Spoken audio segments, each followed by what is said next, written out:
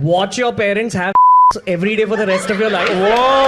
दोस्तों, जैसा कि आप लोगों को पता ही होगा कि इंडिया एक डेवलपिंग कंट्री है और यहाँ पे रोज़ तोड़ जोड़ किए जाते हैं ताकि हम एक डेवलप्ड कंट्री के जो रास्ते हैं उस पर सही तरीके से बढ़ सके। पीपल आर कीप एक्सपेरिमेंटिंग कि क्या उनके लिए वर्क कर रहा है। जैसे कि फॉरेन के जो कल्चर है वो इंडिया में आ रहे हैं, लोग उनको वर्कआउट कर रहे हैं कि उनके लिए क्या सूटेबल है नहीं है। और फिर दोस्तों वो चीज़ जो है उसकी या तो चल जाती है या नहीं चलती। समय रैना जो एक कॉमेडियन है, स्टैंड अप कॉमेडियन है, और उनके द्वारा बनाया गया शो इंडियाज़ गॉट लैटेंट, जिसकी वजह से दोस्तों आज काफ़ी ज़्यादा बवाल देखने को मिल रहा है पूरे इंटरनेट में। और अगर आप इंस्टाग्राम खोले या फिर यूट्यूब खोले तो उनके ही वीडियोस आपको देखने को भी मिल रहे होंगे। 13 फरवरी 2025 को मैं ये वीडियो शूट कर रहा हूँ, तो अगर आप इस आसपास में देख रहे हो तो आपको सिचुएशन के बारे में पता होगा। दोस्तों, ये समय रैना के जो शो है इसके बारे में थोड़ा सबसे पहले बात कर लेते हैं। इंडियाज़ गॉट लैटेंट, जिनको नहीं पता है, ये एक ऐसा शो है जिसमें लोग एक दूसरे की बेइज्जती करते हैं और ये जो है रिकॉर्ड करके इसको यूट्यूब पर डालते हैं। और बेसिकली जो बेइज्जती होती है, गालियाँ देते हैं एक दूसरे को, तो उससे जो है हमारे कुछ जो युवा पीढ़ी के लोग हैं तो वो काफ़ी ज़्यादा इसको एंजॉय करते हैं और इनके पॉपुलैरिटी दिन पर दिन बढ़ती ही जा रही थी। तो इसके बीच दोस्तों हो गया ये कि रणबीर अलाहाबादिया चले गए, जिसको आप बियर बाइसेप्स के नाम से भी जानते होंगे। उनका बड़े से बड़े आर्टिस्ट के साथ, बड़े से बड़े स्पिरिचुअल गुरुज़ के साथ दोस्तों उनके पॉडकास्ट आपको देखने को मिल जाएंगे। तो उन्होंने दोस्तों एक लड़के को जो है कह दिया बहुत गलत बात, जैसा कि आपको पता ही होगा। एक लड़की आई हुई थी रेबल किड करके, तो वो भी उस एक लड़के को बहुत मतलब गलत बात बोलती है उनसे, उनके माँ से रिलेटेड। उसके बाद दोस्तों ये बवाल स्टार्ट हो गया और पूरे इंटरनेट पे ये चीज़ें वायरल होने लगी और एक पब्लिक दोस्तों एक बैकलैश यहाँ पे देखने को मिला। तो इस तरह के जब शोज़ हिट होते हैं बहुत ज़्यादा, तो कहीं ना कहीं हमारे सोसाइटी पर भी मुझे लगता है कि सवाल उठना चाहिए कि क्या सोसाइटी में मतलब कुछ बचा नहीं है कि हम इस तरीके का शोज़ जो है उनको सपोर्ट कर रहे हैं। अब लोग कहेंगे कि फ्रीडम ऑफ स्पीच है तो क्यों ना सपोर्ट करें, फ्रीडम ऑफ स्पीच होनी चाहिए और ये वो दिस दैट। तो मैं बता दूं कि दोस्तों हमारे फोर फादर्स ने जो है काफ़ी मेहनत कर जो है हमें आज़ादी दिलाई। उसके बाद फिर ये इंश्योर किया कि हमें वो चीज़ें मिले जो उनको नहीं मिली उनके टाइम पर, और उनमें से जो दोस्तों है freedom of speech, freedom of expression, जो कहीं ना कहीं मतलब जो अंग्रेज़ों के टाइम पर हम लोगों से छीन ली गई थी, जिसके कारण हमारा कॉन्स्टिट्यूशन आया, उसमें हमारे राइट्स लिखे गए। तो यहाँ पे दोस्तों मैं बताना चाहूँगा कि हमारा जो फ्रीडम ऑफ स्पीच है वो आर्टिकल 19 में आपको देखने को मिलेगा, freedom of speech and expression. और आर्टिकल 19 में अगर आप सेकेंड क्लॉज में देखोगे तो उसमें आपको दिखा गया कि रिस्ट्रिक्शंस क्या क्या है। हमारा जो फ्रीडम ऑफ स्पीच है वो एब्सोल्यूट नहीं है, मतलब आप किसी को भी कुछ भी नहीं बोल सकते हो। अगर आप आर्टिकल 19 देखते हो क्लॉज 2, तो उसमें डिसेंसी एंड मोरालिटी करके आपको एक पॉइंट दिखेगा। तो दोस्तों उसमें ये पता चलता है कि आपको पब्लिक प्लेस में किस तरीके का जो है भाषा या किस तरीके की चीज़ें आपको नहीं बात करनी है। और मुझे लगता है कि ये इसी चलते जो है इतना ये बवाल हुआ है, क्योंकि उसमें साफ साफ लिखा हुआ है कि ऑब्सीन्स वर्ड्स का आप यूज़ नहीं कर सकते पब्लिक प्लेस में। आप भले ही अपने फ्रेंड सर्कल में कुछ भी बोलो, फ्रेंड सर्कल में कुछ भी करो, लेकिन पब्लिक प्लेस में दोस्तों ऐसा करना सही नहीं है। सोसाइटी को आप इन्फ्लुएंस कर रहे हो एक तरह से देखा जाए तो मेरे ख्याल से तो यहाँ पे डेफिनेटली दोस्तों ये चीज़ें गलत हुई हैं। अब दोस्तों बेचारे आशीष चंचलानी जी जो है वो फंस गए। अगर मेरा फेवरेट यूट्यूब कंटेंट क्रिएटर जो एक कॉमेडियन हो, अगर आप मुझसे कहो तो मैं आशीष चंचलानी कहूँगा, क्योंकि उनका कंटेंट मुझे काफ़ी मतलब क्लीन, अच्छा मतलब उनका कंटेंट है। उन्होंने ऐसा कुछ वहाँ पे वल्गर उतना कुछ कहा भी नहीं, लेकिन फिर भी फंस गए। तो दोस्तों मुझे यहाँ पे अपनी कॉलेज के दिनों की याद आ गई कि कॉलेज में लाइक हम लोग एक बार मतलब हम लोगों ने दारू वारू थोड़ी पी रखी थी। नए एडमिशन्स हुए थे कॉलेज में, तो फर्स्ट ईयर के जो लड़के हैं, उस समय हम लोग सेकेंड ईयर पे थे, सेकेंड या थर्ड ईयर पे थे आई गेस। तो हम लोग क्या करते हैं कि जो फर्स्ट ईयर वाले लोग हैं उन लोगों को बुलाते हैं हम लोग कॉलेज के पीछे और वहाँ पे मैं भी रहता हूँ, और हम उन लोगों का फर्स्ट ईयर वाले लोगों का इंट्रो वगैरह लेते हैं।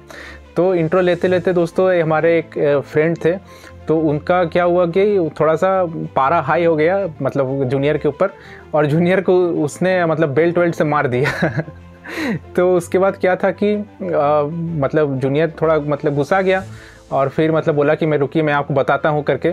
तो उसके बाद क्या हुआ कि वो अपना गया और मतलब कहाँ कहाँ से पता नहीं फ़ोन वोन लगाया 20-25 लोगों का पूरा लड़का लोग को पूरा इकट्ठा करके हम लोग को मारने के लिए आने लगा। और फिर कॉलेज के पीछे मतलब 12 फीट की लगभग दीवार थी और 12 फीट की दीवार फांद के फिर हम लोग वहाँ से भागे। मतलब मेरा तो कोई यहाँ पे रोल नहीं था, तो मैं वहाँ पे आशीष चंचलानी का जो यहाँ पे सीन हुआ है तो उनको मैं मतलब उसी घटना से कहीं ना कहीं रिलेट कर पा रहा हूँ कि बस वहाँ पे वो थे इसलिए फंस गए। और मेरे साथ ऐसा हुआ था कि मतलब मैं भागा, उसके बाद फिर हम लोग मैं तो 3-4 दिन तक कॉलेज नहीं गया था। फिर सब पता चला कि सब चीज़ नॉर्मल हुआ है, उसके बाद फिर मैं कॉलेज गया। तो इस तरह के सीन हो जाते हैं कभी कभी कि आप किसी चीज़ के साथ इन्वॉल्व नहीं रहते हो लेकिन फिर भी आप उसमें फंस जाते हो क्योंकि जस्ट बिकॉज आप एसोसिएटेड हो कहीं ना कहीं उसके साथ। और बाद बाकी दोस्तों मुझे लगता है कि जो हुआ कहीं ना कहीं सही हुआ है, क्योंकि सोसाइटी को अगर आप सही डायरेक्शन में ले जाना चाहते हो तो इस तरह की चीज़ें को आपको हटाना ही पड़ेगा। मान लो कि एक एग्जाम्पल के तहत अगर देखें कि अगर किसी तालाब में अगर कचरा फैला हुआ है तो आप ये नहीं कह सकते कि सिर्फ मैं प्लास्टिक बॉटल्स जो उसमें तालाब में तैर रही हैं सिर्फ उसको हटाऊँगा और बाकी जो नॉर्मल प्लास्टिक बैग्स हैं उनको नहीं हटाऊँगा। अगर कचरा साफ़ करना है तो चारों तरफ से साफ़ होनी चाहिए, क्योंकि आप देखो कि जो खाना आप कंज्यूम करते हो आपकी बॉडी उसी तरह से रिएक्ट करती है। तो आप जो कंटेंट कंज्यूम करते हो उसी तरीके से जो है आपका माइंड रिएक्ट करता है।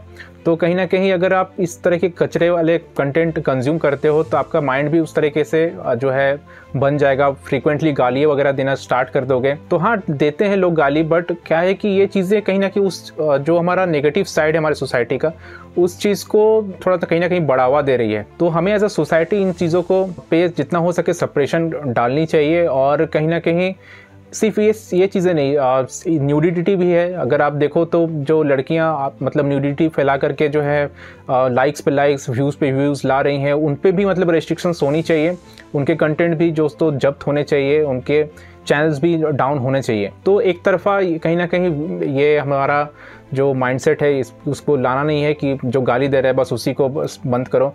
जो किसी भी तरीके का हेटफुल कंटेंट हो या फिर न्यूडिटी हो या फिर मतलब इस तरीके का गाली गलौज हो या वायलेंस हो, वायलेंस पर भी दोस्तों हम कुछ बोलते नहीं हैं। कि जैसे मतलब एक ऐसी मूवी भी रिसेंटली आई हुई थी। आजकल दोस्तों जो हमारे पास फ़ोन वगैरह है तो इस वजह से बच्चे इजीली इस तरह के कंटेंट्स कंज्यूम करने लगते हैं जो कि कंज्यूम नहीं करनी चाहिए उनको। और कहीं ना कहीं उनके मेंटल डेवलपमेंट के लिए ये चीज़ें बिल्कुल हानिकारक है।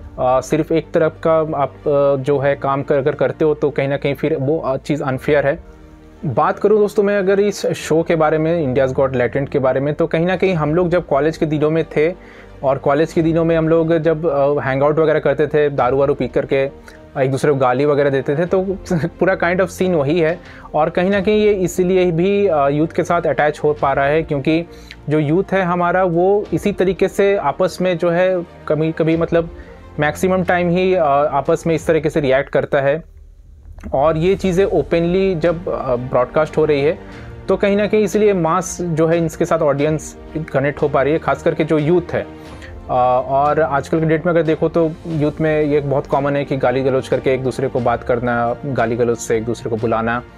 तो कहीं ना कहीं इस वजह से दोस्तों ये शो जो है बहुत ज़्यादा वायरल है। हर तरीके के एज के लोग इसमें इन्वॉल्व है तो उनका जो अलग अलग रिएक्शंस बनता है हर चीज़ पर, तो ये थोड़ा सा देखने लायक है। और इसी वजह से कहीं ना कहीं लोग इससे कनेक्ट कर पा रहे हैं और इसको पॉपुलैरिटी मिल रही थी। अब यहाँ पे एक और एंगल आता है कि क्या OTT प्लेटफॉर्म्स इस शो को बंद कराना चाहती है, क्योंकि जैसे कि समय रैना का एक वीडियो आया हुआ था उसमें वो कह रहे थे कि OTT प्लेटफॉर्म उन्हें अंधा पैसा देना चाहती है, बट वो उनको नहीं मतलब ये अपना शो दे रहे हैं क्योंकि उसमें जो उसके राइट्स हैं अपने शो को चलाने के अपने हिसाब से तो वो ख़त्म हो जाएंगे। तो हो सकता है देयर आर चांसेस कि OTT प्लेटफॉर्म भी इसके पीछे हो ताकि ज़्यादा से ज़्यादा इस शो को सप्रेस किया जा सके, ताकि प्रेशर में आकर के समय रैना जो है इस शो को किसी OTT प्लेटफॉर्म को दे दे। क्योंकि देखो अल्टीमेटली पैसा तो कमाना ही है सबको, अब शो से कमाओ या फिर किसी OTT प्लेटफॉर्म के थ्रू से कमाओ वो डिपेंड करता है कम्प्लीटली। बट समय रैना जो है अलग ही किस्म का आदमी है, मतलब वो अपने शौक़ से उनको ज़्यादा प्यार है कहीं ना कहीं, मुझे ऐसा लगता है। और अपना जो वर्क है उससे उनको ज़्यादा लगाव है। तो कहीं ना कहीं ये OTT प्लेटफॉर्म्स तो इसलिए अब तक अपना शो इन्होंने दिया नहीं था जबकि इनको बहुत अच्छा खासा पैसा मिल रहा था। और बता दूं कि दोस्तों जब ये सारी चीज़ें हुई तो समय रैना ने अपना सारा जो ये वीडियोज़ है इनका इंडियाज़ गॉट लैटेंट का एपिसोड्स हैं वो डिलीट कर दिया है। वो तो और इनके जो स्टोरीज़ हैं उनमें उन्होंने ये लिखा हुआ था। तो दोस्तों आप बताओ कि क्या लोगों का रिएक्शन जायज़ है या ये लोग मतलब ओवर कर रहे हैं कि ऐसा इतना ज़्यादा नहीं करना चाहिए। तो जो भी हो आपका कमेंट सेक्शन में दोस्तों आप मुझे बताइए। और ट्रैवल और मोटरसाइकिल से रिलेटेड वीडियोस देखने के लिए सब्सक्राइब कर लीजिएगा मेरा चैनल। हालांकि ये वीडियो थोड़ा सा ऑफ टॉपिक हो गया इस बार, क्योंकि बात कंटेंट क्रिएटर्स की है, तो आई थॉट कि I should make a video on this. So चलिए मिलते हैं नेक्स्ट वीडियो में, तब तक के लिए good bye, take care and ride safe.